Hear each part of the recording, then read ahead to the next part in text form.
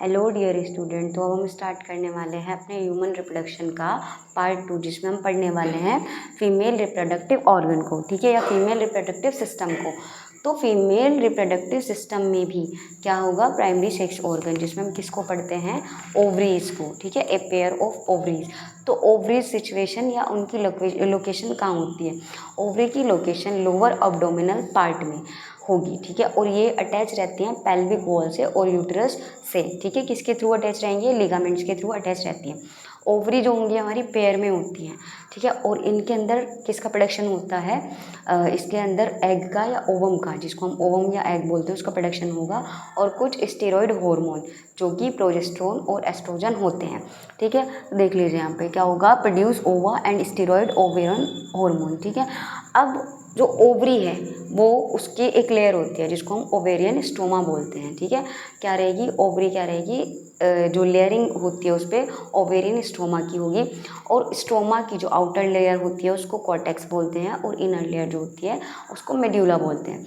Ovary के अंदर बहुत सारी ओवेरियन सेल या फिर ग्रेफियन फॉलिकल जिनको हम बोलते हैं, ठीक है, वो बहुत सारी मिलेंगी हमें ओवरी के अंदर। तो हर एक ग्रेफियन फॉलिकल सेल के अंदर, ठीक है, सेंट्रल में क्या होता है, एक एग होता है या एक ओवम रहता है, ठीक है ना। तो अब देख लीजिए यहाँ पर फॉलिकल सेल या follicles carries centrally placed ovum, ठीक है ना। अब यहाँ पर हम बात करते हैं एसेसरी डक्ट के बारे में। एसेसरी डक्ट हो जाती हैं जैसे ओविडक्ट, ओविडक्ट को हम क्या बोलते हैं, फेलोपियन ट्यूब बोलते हैं। जैसे दो ओवरी होती हैं, पेयर में ओवरी है, वैसे ही उन ओवरी से अटैच क्या रहेगी, दो फेलोपियन ट्यूब रहेंगी, जो कहाँ आकर अटैच होते हैं, यूट्रस से अटैच होंगी।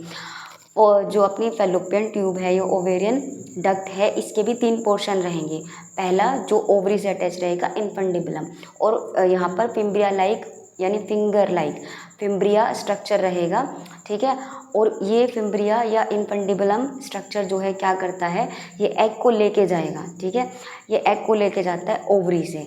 इसके बाद आता है वाइडर पोर्शन जिसको हम एम्पुला बोलते हैं।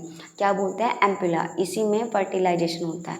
इसके बाद आता है स्टमस पोर्शन, जो किससे अटैच रहेगा, जो अटैच रहता है यूट्रस से, ठीक है। उसके बाद हम बात करते हैं यूट्रस की, ठीक है, यूट्रस जिसको हम वोम भी बोलते हैं, इन्वर्टेड पीयर शेप स्ट्रक्चर है। कैसा स्ट्रक्चर है, पीयर शेप स्ट्रक्चर।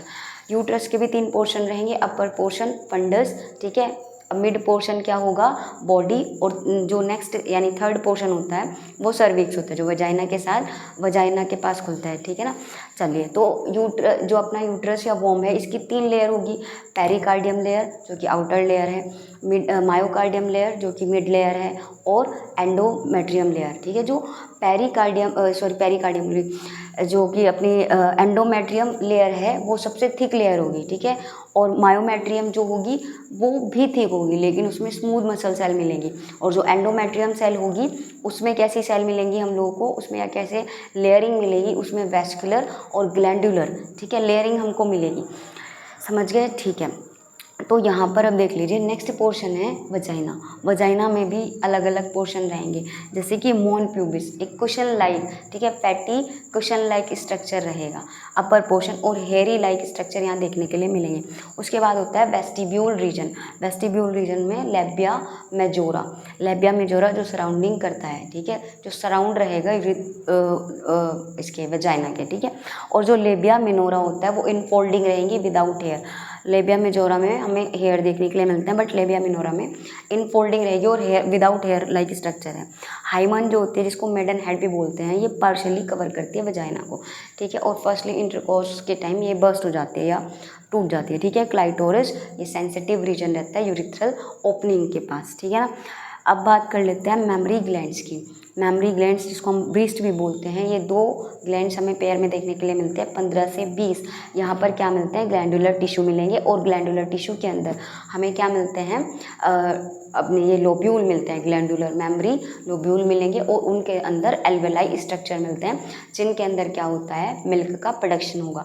और ये मिल्क का प्रोडक्शन सिक्वेंस जो होता है कि कैसे मिल्क कंडक्ट हो रहा है, तो मेमरी एल्वेलाई में जैसे प्रोडक्शन होगा तो यहाँ से जाएगा मेमरी टिब्यूल के अंदर, ठीक है, यहाँ से फिर मेमरी डक्ट में स्टोर होगा, और फिर मेमरी एम्पुला में जाएगा, और लैक्टिफेरस जब इसको सिग्नल मिलेगा, ठीक है, या बेबी को फीडिंग करानी होगी तो ये लैक्टिफेरस डक्ट में चला जाएगा। Thank you.